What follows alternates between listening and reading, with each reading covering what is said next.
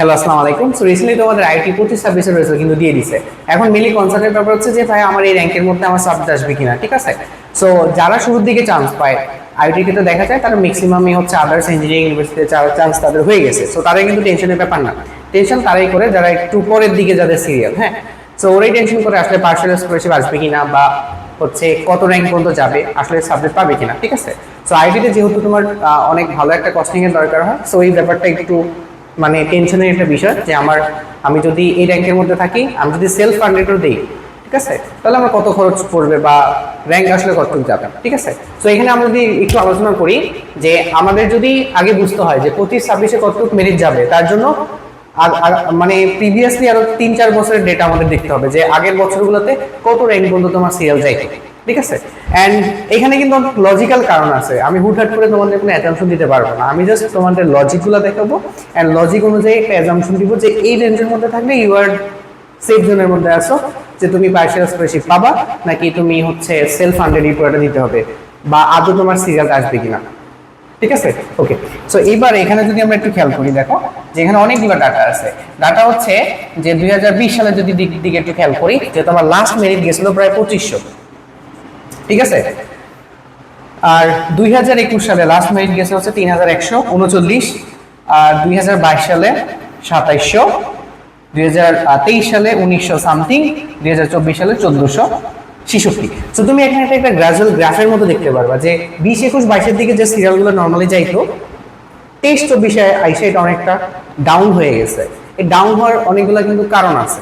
কারণ হচ্ছে কি, তোমরা এটা শুনছো কিনা জানি না, বিশ্বের দিক থেকে আইওটি ক্রেজ শুরু হয়েছে, ঠিক আছে? যে আইওটি যে ওই মানে স্ট্যান্ডার্ড একটা ইউনিভার্সিটি, ঠিক আছে, এইটা মানুষের মধ্যে, বিশেষ করে যারা ইঞ্জিনিয়ারিং স্টুডেন্ট আছে, যাদের স্পাইরাল হচ্ছে ইঞ্জিনিয়ারিং পড়াশোনা করা, তাদের মধ্যে এই ক্রেজটা দেখা গেছে। আইওটি আসলে একটা ভালো ইউনিভার্সিটি, মানে যেহেতু ইন্টারন্যাশনাল ইউনিভার্সিটি, ঠিক আছে? তো তখন দেখা গেছে কি যে অনেক টাকা দিয়ে পড়তে হওয়ার মানে অনেক টাকা দিয়ে পড়তে হয় আসলে, তারপরে দেখা গেছে অনেকে এখানে আইসা এখানে কি হয়, ভর্তি হয়, ঠিক আছে? যেহেতু এটা ইনফ্রাস্ট্রাকচার মানে বাকি ইউনিভার্সিটি থেকে আলাদা, তোমার পলিটিক্সের ব্যাপার স্যাপার এখানে একদমই নাই, ঠিক আছে? সো আইওটির কি মেরিটস ডিমেরিটস, অ্যান্ড তুমি আসলে আইওটিতে পার্সিয়াল স্কলারশিপ পাইলে ভর্তি হবা, অথবা যদি ফুল পেমেন্ট করা লাগে প্রায় 18 থেকে 24 লাখ টাকার মতো লাগে, তুমি যদি রেসিডেন্সিয়াল হও অথবা নন রেসিডেন্সিয়াল হও, ওই ক্ষেত্রে পড়া উচিত কি উচিত না, ওইগুলো নিয়ে আমি অন্য ভিডিওতে আলোচনা করছি। তোমরা ডেসক্রিপশন থেকে বা এই ভিডিওর পরেই তোমাদের সাজেশন আসবে, ওইখান থেকে তুমি দেখে নিতে পারো।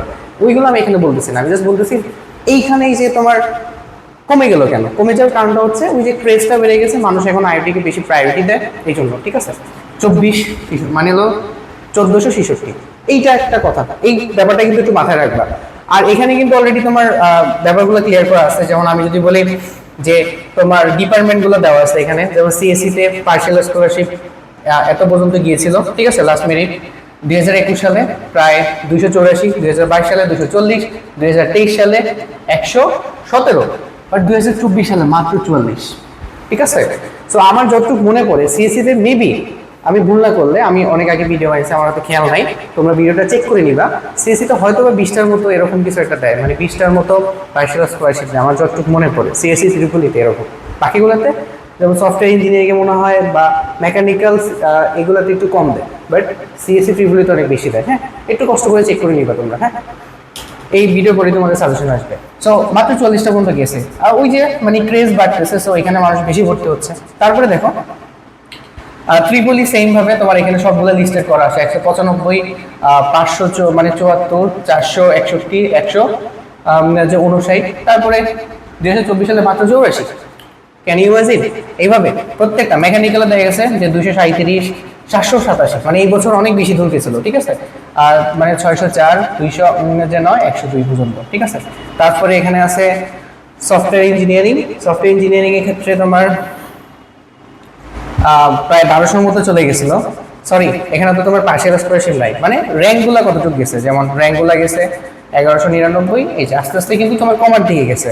তেমনি হচ্ছে আইপি, সিই, তারপর হচ্ছে বিটি, এগুলাতে দেখা গেছে এই রেঞ্জের মধ্যে আমরা হচ্ছে সাবজেক্ট পাওয়া গেছে। আর পার্সিয়াল যদি আমরা বলি, প্রত্যেক বছর হচ্ছে এই রেঞ্জের মধ্যে তোমরা পার্সিয়াল পাওয়া গেছে। হ্যাঁ, এখন আগের বারের যেটা হইতো যে আইটি অ্যাডমিশন কিন্তু মোটামুটি সবগুলো ইউনিভার্সিটির সাথেই হয়ে যেত, হ্যাঁ, বা পরের দিকে হইলো, বাট এইবার যে আইটি অ্যাডমিশনটা হয়েছে এটা কিন্তু অনেক বেশি সবার থেকে আলাদা ধরা যায় এই কারণে, কারণ বাকি সবগুলো ইঞ্জিনিয়ারিং ইউনিভার্সিটি অ্যাডমিশন হওয়ার পরে তোমার আইটি অ্যাডমিশনটা কিন্তু হয়েছে। তো একটা বিশাল একটা গ্যাপ ছিল। বিশাল যেহেতু গ্যাপ ছিল, এখানে দুইটা অবজারভেশন মাথায় আসে। নাম্বার ওয়ান হচ্ছে যারা পরীক্ষা দিচ্ছে তারা সিরিয়াসলি পরীক্ষা দিচ্ছে, তবে হ্যাঁ এখানে অনেকে পরীক্ষা দিতে আসবে যারা হচ্ছে অনেক জায়গায় চান্স হয়ে গেছে, বাট ও চাচ্ছে যে এখানে একটা ভালো মানে আর একটু বেটার সাবজেক্ট পাওয়ার জন্য, বা অনেকে দেখা গেছে অনেক ইউনিভার্সিটিতে বুয়েটেও দেখা গেছে ভালো সাবজেক্ট পাইছে তারপরে এখানে আসছে পরীক্ষা দিতে, এরকম অনেকে আছে। বাট যেহেতু এইবার হচ্ছে তোমার যে ভালো একটা গ্যাপ ছিল, অ্যাজাম্পশন করা যায় যে এইবার র্যাঙ্ক আরো কমবে, মানে এটা মানে হলো অ্যাজ দ্য লজিক্যাল ডাটা অনুযায়ী বলা যায়, যেহেতু এবার পরীক্ষা সবার শেষে হয়েছে গ্যাপ ছিল, তো কতটুকু পাইলে তুমি নিজেকে সেফ মনে করতে পারো যদি মানে হলো একটা সাবজেক্ট পাওয়ার জন্য, ঠিক আছে, সেলফ ফান্ডেড বা সেলফ ফাইন্যান্স যেটাই বলো, যদি র্যাঙ্কটা আমি বলবো যে কতর মধ্যে একদম সেফ বলা যায়, ঠিক আছে, যেহেতু তোমার 720টার মতো সিট আছে, তো এটাকে সিরিয়াসলি মানে আমরা এখানে কতটুকু সেফ বলা যায়, ঠিক আছে, যে 1000 থেকে মানে 1000 না 1100 থেকে 1200 এই সিরিয়ালটাকে আমি একদম সেফ বলতে পারো, ঠিক আছে, একদম মানে যদি উল্টাপাল্টা কিছু না হয়ে যায় এই সিরিয়ালটাকে তুমি সেফ জোন বলতে পারো। আর যদি বলো যে পার্শিয়াল আর কোনো কারণে যদি বেশি হয়ে যায়, ওখানে আসলে আমার হাত নাই, বাট এটা তোমার আমি জাস্ট তোমাদের লজিক্যাল ডাটা থেকে এখানে বলছি, এখানে আমি কিছু বলি না, হ্যাঁ। আর যদি এখানে আমরা বলি যে পার্শিয়াল স্কলারশিপের ব্যাপারটা, ঠিক আছে, পার্শিয়াল স্কলারশিপের ব্যাপারটা যদি ক্লিয়ার করি তাহলে কতটুকুর মধ্যে থাকলে তুমি পার্শিয়াল স্কলারশিপটা পাবা।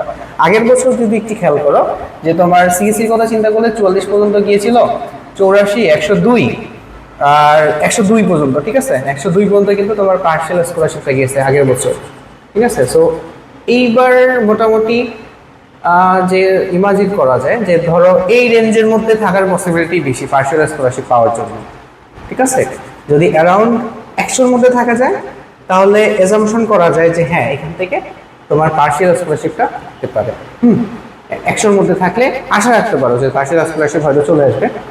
তবে এখানে কিছু কথাবার্তা আছে যে এইবার এমনও হইতে পারে যে এটা 1400 থেকে 1500-1600 যাইতে পারে, বাট বলা যায় না, ঠিক আছে। আর তুমি যদি বলো যে ভালো সাবজেক্ট, যেমন এখানে বিটিএম অনেকে পড়তে চায় না, এটা একটা ম্যানেজমেন্টের সাবজেক্ট, তো সেই ক্ষেত্রে আইপিও যদি তুমি মানে ইঞ্জিনিয়ারিং সাবজেক্টও পাইতে চাও তাও কিন্তু তোমার অ্যারাউন্ড মানে 900-1000-এর মধ্যে, মানে 900-র মধ্যে থাকলে তুমি এক্সপেক্ট করতে পারো হয়তো বা তোমার আইপি চলে আসবে মানে 900-র মধ্যে, এরকম একটা সিরিয়াল, ঠিক আছে। তো এটা ছিল মোটামুটি অ্যাজাম্পশন। আর হচ্ছে ওই এখানে সবচেয়ে বড় কথা এটা চলে আসবে যে এত টাকা খরচ করে 18 থেকে 24 লাখ টাকা আমার কি এখানে করা উচিত কি উচিত না, সেটার জন্য তুমি অবভিয়াসলি কস্টিংটা একটু দেখে নিবা যে ইয়ার ওয়াইজ কিভাবে পেমেন্ট করা লাগে। আর এখানে একটা কথা মাথায় রাখবে, এখানে কিন্তু তোমার প্রতি মাসে ওরা 5 থেকে 6 হাজার টাকা কিন্তু দেয়, ঠিক আছে, তোমাকে মানে হাত খরচ হিসেবে, ওইটা একটু মাথায় রাখো। আরেকটা ব্যাপার হচ্ছে যে ওদের ফ্যাসিলিটিসগুলো মানে কি কি সুবিধা অসুবিধা আছে সবগুলা অলরেডি আমার ভিডিওতে দেখা আছে, ওখান থেকে দেখে তোমরা ডিসাইড করো যে তোমার আসলে কি করা উচিত, ঠিক আছে। বেস্ট অফ দ্য লাক, তোমাদের অলমোস্ট অ্যাডমিশন জার্নি শেষ হয়ে গেছে, আর হয়তো বেশি কিছু বাকি নাই। সো যাদের হচ্ছে কনগ্রেচুলেশন, যাদের হয় নাই সো এখন সামনে যে প্রাইভেট যেগুলো আছে সেগুলোতে ট্রাই করো, যদি যেখানেই মানে পড়ো অ্যাটলিস্ট সিরিয়াসলি পড়াশোনা করে যে কোনো জায়গা থেকে কিন্তু ভালো করা যায়, ঠিক আছে। অ্যান্ড সেকেন্ড টাইম প্রস্তুতি কি নিপা না নাইবা সেগুলো ফার্দার বিষয়, সেগুলো আমরা পরে আলোচনা করব। আপাতত তোমরা যারা বলতে পারো যে 1000-এর মধ্যে আসো, এক্সপেক্টেড ইজিলি তুমি একটা সিট পেয়ে যাবে, হ্যাঁ। ভর্তি হবা কি হবা না সেটা তুমি ডিসাইড করো তোমার ফিনান্সিয়াল সাপোর্টের উপর বেস করে, ওকে।